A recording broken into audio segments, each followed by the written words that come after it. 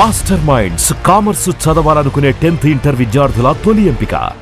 So thank you so much Stephen గారు, thank you.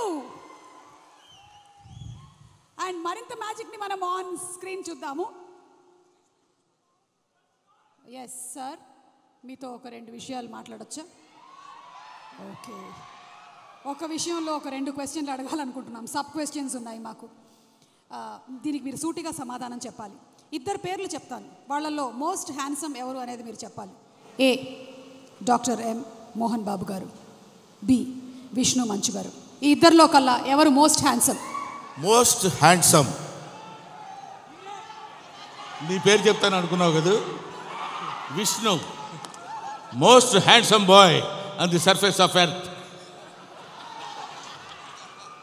అలా ఎలా చెప్పేశారు సార్? ఇంకేమడుగుతావు అడుగు. ఒకవేళ కనుక మోహన్ బాబు గారు సినిమాల్ని మిమ్మల్ని హీరోగా పెట్టి రీమేక్ చేస్తే ఈ 3 సినిమాల్లో నుంచి మీరు ఏ సినిమాలో చేయాలనుకుంటున్నారు? ఎందుకు? A Alludu Garu, B Pedarayudu, C Assembly Rowdy. Assembly Rowdy. ఎందుకు?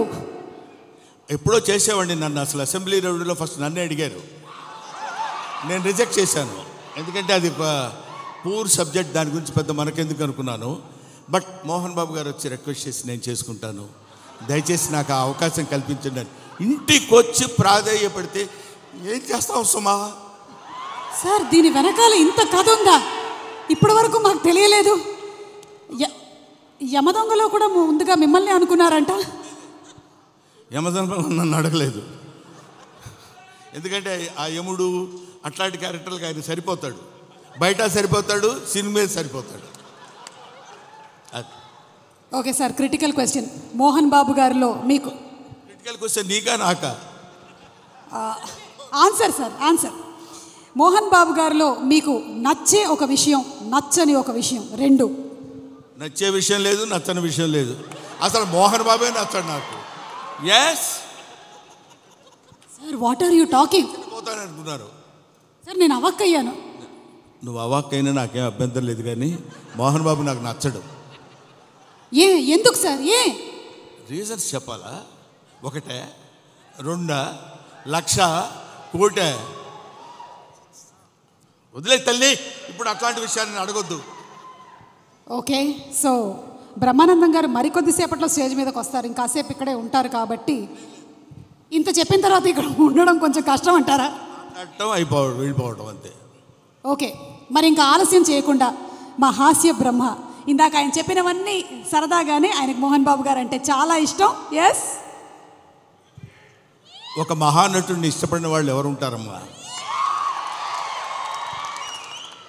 అంటే నేను ఒకసారి మోహన్ బాబు గారిని కూడా అడుగుదాం అనుకుంటున్నాను, ఆయన ఏం చెప్పాలనుకుంటున్నారో. ఇందాక మీరు చెప్పింది సార్, ఇందాక బ్రహ్మానందం గారు చెప్పిన దాని గురించి మీ స్పందన తెలుసుకోవాలనుకుంటున్నాం. బ్రహ్మానందం ఏం చెప్పినా కరెక్టే. అంతేనంటారా సార్? అతనికి ఎదురు చెప్పడం నాకు ఇష్టం లేదు. I love him.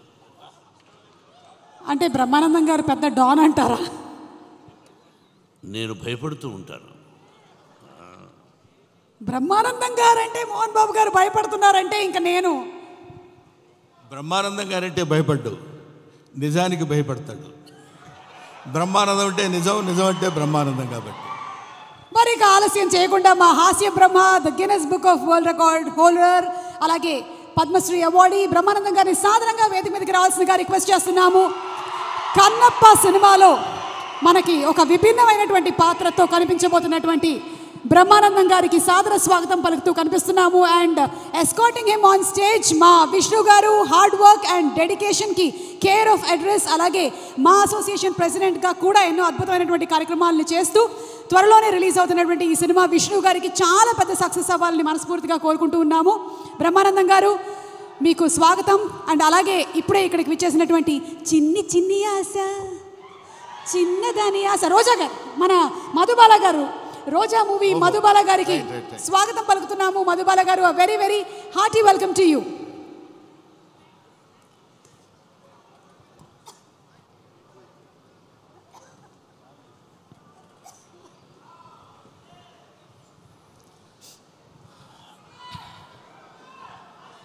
అందరికీ చిన్న పెద్ద తేడా లేకుండా విచ్చేసినటువంటి కన్నప్ప స్వరూపులకి నా హృదయపూర్వకమైన నమస్కారాలు తెలియజేసుకుంటున్నాను.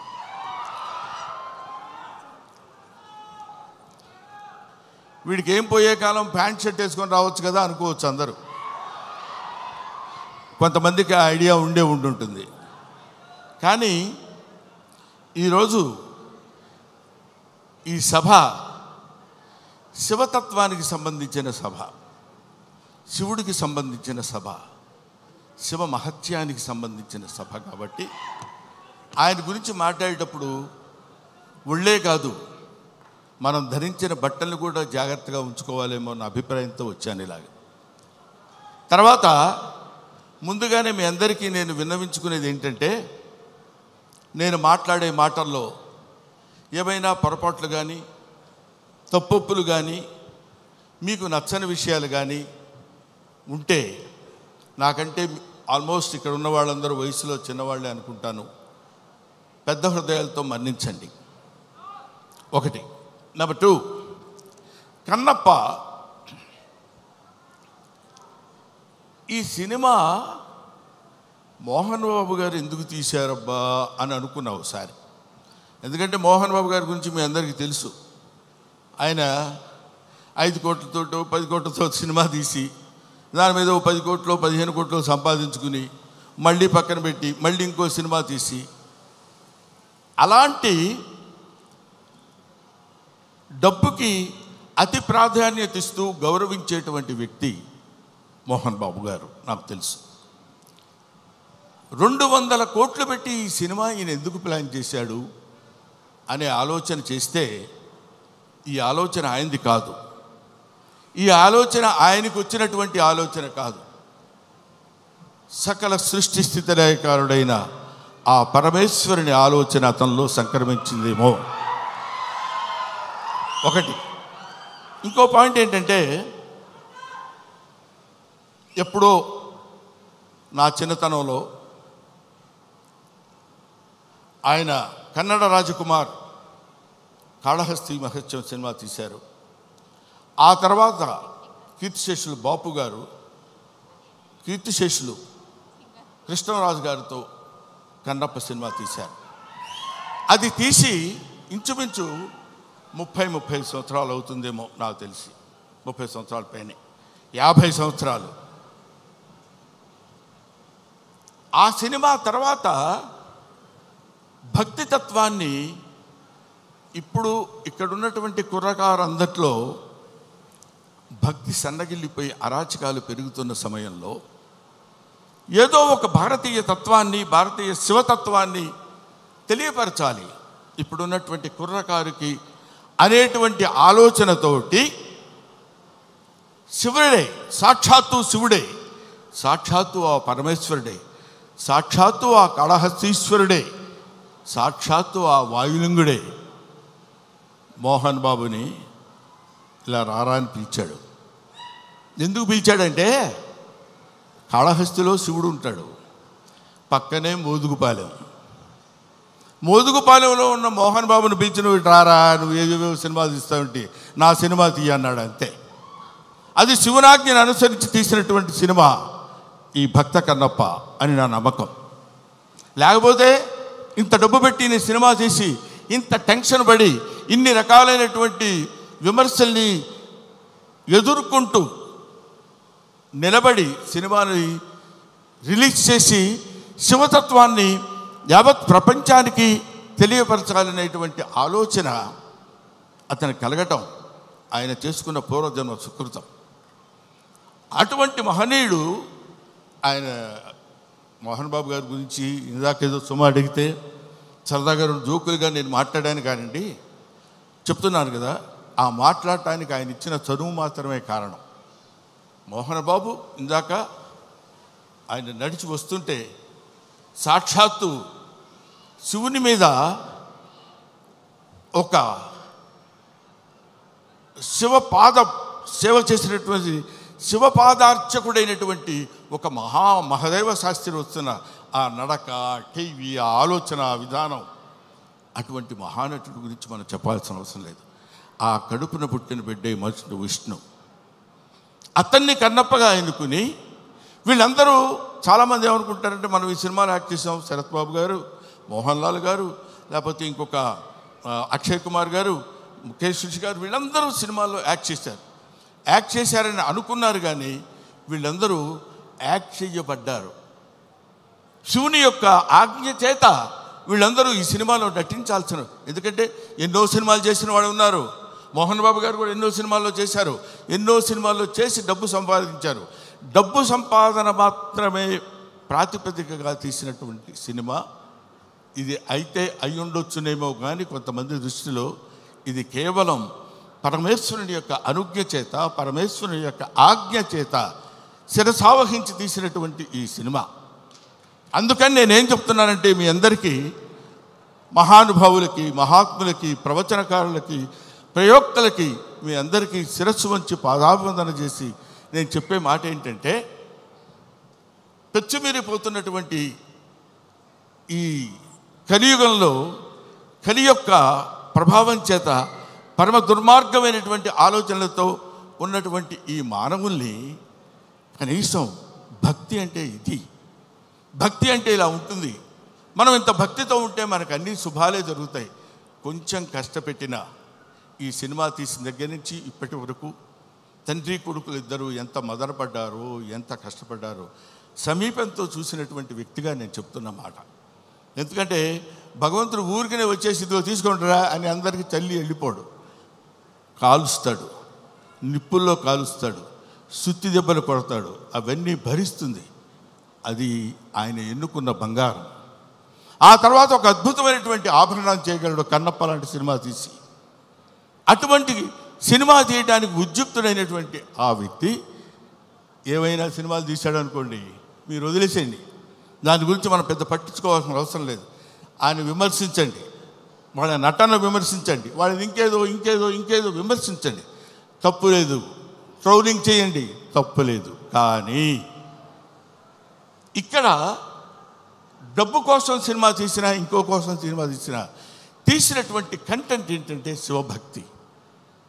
30-40 సంవత్సరాల తర్వాత, 50 సంవత్సరాల తర్వాత ఇప్పుడున్నటువంటి కుర్రకారుకి శివతత్వాన్ని, భక్తితత్వాన్ని, దైవత్వాన్ని తెలియపరచడం కోసం తీసిన ఈ సినిమాని మీ అందరికీ చేతులెత్తి శిరసావహించి మీరు నమస్కరించి, వినమ్రతతో నమస్కరించి చెప్పేది ఏంటంటే, ఈ సినిమాని ఆదరించండి, అభిమానించండి, అల్లరి మాత్రం చేయకండి. ఎందుకంటే శివుడు ప్రతి ఇంటా చేరాలి, ప్రతి గుండెలో చేరాలి, ప్రతి మనస్సుకి చేరాలి. అటువంటి చేరాల్సినటువంటి కొంచెం వాటర్ ఇస్తారండి. 1 సెకండ్.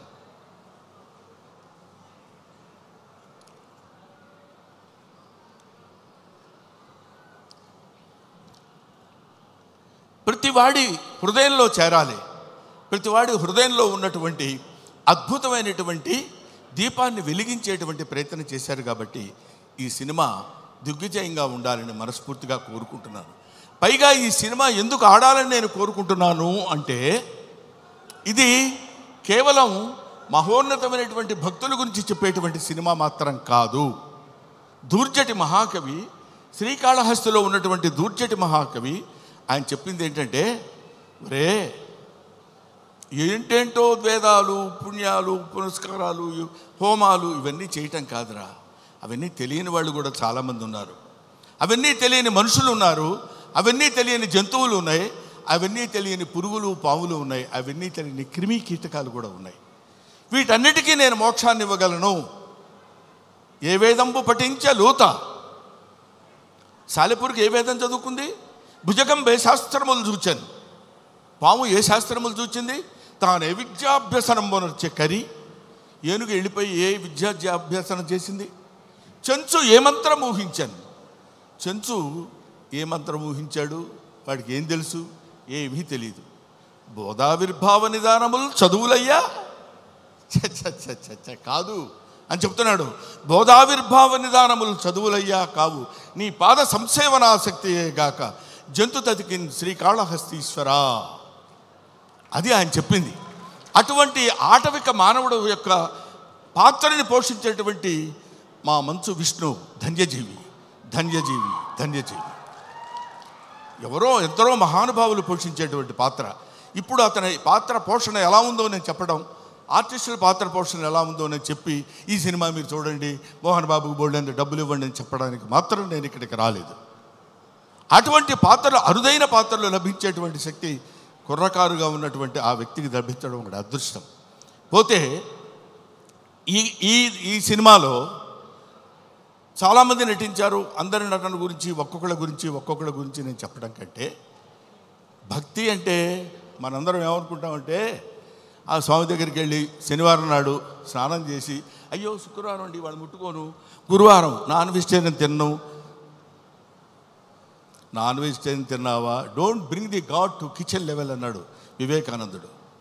భగవంతుడిని కిచెన్ లెవెల్కి తీసుకొస్తారు ఎందుకండి మీరు? అక్కర్లా, మీరు తినండి. కొండల కానలను తిరిగి దుర్జటి రాసిన పద్యం చెప్తున్నాను, నేను చెప్పేది కాదు.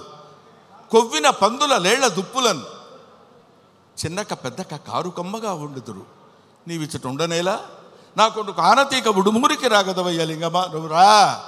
మా చిన్నక్క పెద్దక్క ఉన్నారు, దుప్పి మాంసం, వేట మాంసం, పంది మాంసం తీసుకొచ్చి పెడతాను నీకు. కొవ్విన పందుల లేళ్ల దుప్పులు అంటే నువ్వు తినేటువంటి ఆహారంలో ఉన్నటువంటి విశిష్టత గురించి నీకు నేను సమర్పిస్తాను. సమర్పణలో ఉన్నటువంటి ఆత్మ సమర్పణలో తనకు కలిగినటువంటి భావాన్ని పాదాల దగ్గర చేసి ఆత్మ నివేదన చేసుకున్నప్పుడు శివుడు అనుగ్రహిస్తాడు. బావా దేవుడే లేడంచు దూషించు దుష్టాత్మడని అన్నాడు కన్నప్ప. అటువంటి వాణ్ణి కూడా మార్చి తన వైపు తిప్పుకొని, ఒరే నన్ను ఆశ్రయించు, నీకెవడో దిక్కులేనప్పుడు నేనున్నాను నీకు. ఎందుకంటే ఇంకా ఆయన గురించి చెప్పాలంటే అద్భుతమైన విషయాలు ఎన్నో చెప్పొచ్చు. అందరూ కాదని కింద పడేస్తే చనిపోయిన శరీరాన్ని నేనున్నాను రా నీకు అని అక్కున చేర్చుకునేటువంటి మహానుభావుడు ఆ పరమేశ్వరుడు శివుడు.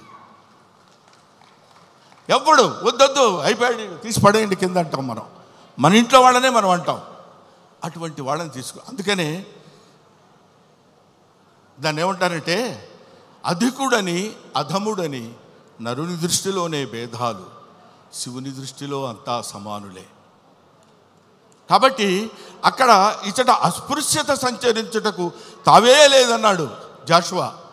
ఇక్కడ అబ్బాయి నేను వీడు ఫలానా క్యాస్టోడు నేను వీడిని ముట్టుకొని అని ఉండదు. ఇటువంటి శివతత్వాన్ని మన వాళ్ళ వరకు, మన 2 రాష్ట్రాల వరకు అని కాకుండా యావత్ భారతదేశంలో ఉన్నటువంటి ఈ ఎవడు శివుడంటే ఇంకా ఎంతసేపు అయినా మాట్లాడతాను. కాకపోతే సుమ లక్కీగా ఇక్కడ లేదు. కాబట్టి ఎందుకంటే మీ అమ్మా నాన్న ఎవరంటే ఫలానా అని చెప్తాం, వాళ్ళ అమ్మా నాన్న ఎవరంటే ఫలానా వాళ్ళని చెప్తాం, వాళ్ళ అమ్మా నాన్న అని చెప్తాం. అలా వెళితే అసలు మీ అమ్మా నాన్నలు ఎవరంటే వాగర్ధావివ సంపృక్తౌ వాగర్ధ ప్రతిపత్తయే జగతః పితరౌ వందే పార్వతీ పరమేశ్వరవు. జగత్తుకే తల్లిదండ్రులైనటువంటి వాళ్ళు పార్వతీ పరమేశ్వరుడు. ఆ పార్వతీ పరమేశ్వరుల యొక్క అంశ చేత నానా ఇది క్రిమి సాలెపురుగు, దీనికి మోక్షాన్ని ఇచ్చాడు. అది కీటకం పాము, దానికి మోక్షాన్ని ఇచ్చాడు. అది జంతువు ఏనుగు, దానికి మోక్షాన్ని ఇచ్చాడు. నాగరికత లేనటువంటి మనిషి, అడవి మనిషి, వాడికి మోక్షాన్ని ఇచ్చిందే కాకుండా శ్రీశైల మహాక్షేత్రంలో తన శిరస్సు మీద పెట్టుకున్నాడు. అదిగో కన్నప్ప గుడి అని మనం చూస్తాం. అంతటి ప్రాతిష్ఠ్యం కలిగినటువంటి ఈ అద్భుతమైనటువంటి కావ్యాన్ని చిత్రీకరించాలనేటువంటి ఆలోచన మోహన్ బాబు గారికి కలగటం, ఇది అందరికీ పంచాలి, ఈ శివతత్వం అందరికీ తెలియాలి, ఈ భక్తితత్వం అందరికీ తెలియాలంటున్నారు. కాబట్టి మహాత్ములైనటువంటి వాళ్ళకి, మహానుభావులైనటువంటి వాళ్ళకి, జ్ఞానులైనటువంటి వాళ్ళకి, జ్ఞానమే అజ్ఞానం అనుకునేటువంటి వాళ్ళకి, అజ్ఞానమే జ్ఞానమని కూడా పరిగణించుకునే వాళ్ళందరికీ శిరస్సు వంచి వయసులో మీ అందరికంటే పెద్దవాడైనా నమస్కరించి మిమ్మల్ని కోరుకునేది ఏంటంటే, శివతత్వాన్ని సంబంధించిన ఈ సినిమాని ఎవరూ అడ్డుకోవద్దు. మీ అందరి సినిమా చూడమని కూడా నేను చెప్పట్లేదు, అడ్డుకోవద్దు. చూసిన తర్వాత ఆహా, ఇందాక ఆ మ్యూజిక్ డైరెక్టర్ ఉన్నాడు, శివుడికి కులం ఏంటండి? శివుడికి కులం ఏంటి? క్రిస్టియన్ ఫ్యామిలీ నుంచి వచ్చినటువంటి వ్యక్తి స్టీఫెన్సన్. మ్యూజిక్ డైరెక్టర్ పేరేంటండి? స్టిఫై. ఆయన శివతత్వాన్ని గురించిన సినిమా గురించి అంత అద్భుతమైనటువంటి భక్తితత్వంలోకి తీసుకెళ్ళటం అనేటువంటి ఆలోచన, ఇవన్నీ they are all picked. Sarath Kumar, లేకపోతే ఒక ముఖేష్ ఋషి, ఒక మోహన్ లాల్, వీళ్ళందరినీ, అక్షయ్ కుమార్ లాంటి వాళ్ళని పట్టుకుని వీళ్ళు వీళ్ళు వీళ్ళు ఉండాలని ఆలోచన అతనికి ఎలా కలిగిందంటే, ఇది ఏది మనం చేసింది కాదు, ఈ కన్నప్ప సినిమా అనేటువంటిది ఒక అద్భుతమైనటువంటి, ఒక the greatest adventurous film on the surface of earth. కాబట్టి భూమి మీద ఉన్నటువంటి ప్రతి వాళ్ళు, ముఖ్యంగా కుర్రకారు, భక్తితత్వాన్ని అంటే ఏంటో తెలియనటువంటి వాళ్ళు. ఎందుకంటే నేను ఏదో ఒక విషయంలో మాట్లాడుతూ, భక్తి అంటే ఏంటంటే వెళ్ళిపోయి దండాలు పెట్టుకుని పూజలు చేసేసి మంత్రాలు చదివేసి అని, అది తప్పులేదు, అది వాళ్ళ నమ్మకం కావచ్చు. కానీ మనకి జన్మనిచ్చినటువంటి దేవుణ్ణి నిరంతరం, అదే కన్నప్ప సినిమాలో ఒక పాటలు చూశాను నేను, అన్నం ముద్దలో దేవుడిని చూస్తాడు, సగం నరకబడిన కొయ్యలో దేవుడిని చూస్తాడు, ప్రతి చోట దైవాన్ని దర్శించుకునేటువంటి స్థితిని కల్పించటమే భక్తి. అటువంటి భక్తితో జీవితాన్ని ప్రసాదించి, పాంచభౌతికమైనటువంటి జీవితాన్ని ప్రసాదించిన ఆ భగవంతుడికి చిరస్థాయిగా కృతజ్ఞతతో ఉండటమే భక్తి. అటువంటి భక్తి రసమైనటువంటి సినిమాని నిర్మించి మనందరికీ పంచుతున్నటువంటి మంచు మోహన్ బాబు గారికి, మంచు విష్ణు గారికి నా హృదయపూర్వకమైన నమస్కారాలు తెలియజేసుకుంటూ, ముఖ్యంగా ఈ సినిమాలో నటించినటువంటి ప్రభాస్ గురించి చెప్పాలి.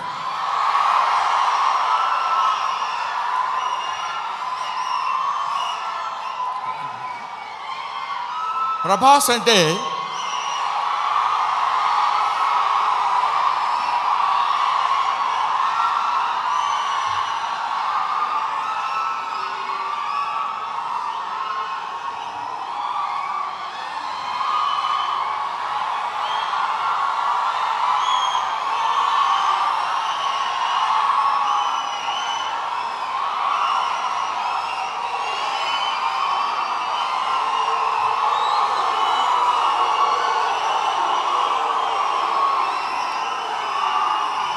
ప్రభాస్ అంటే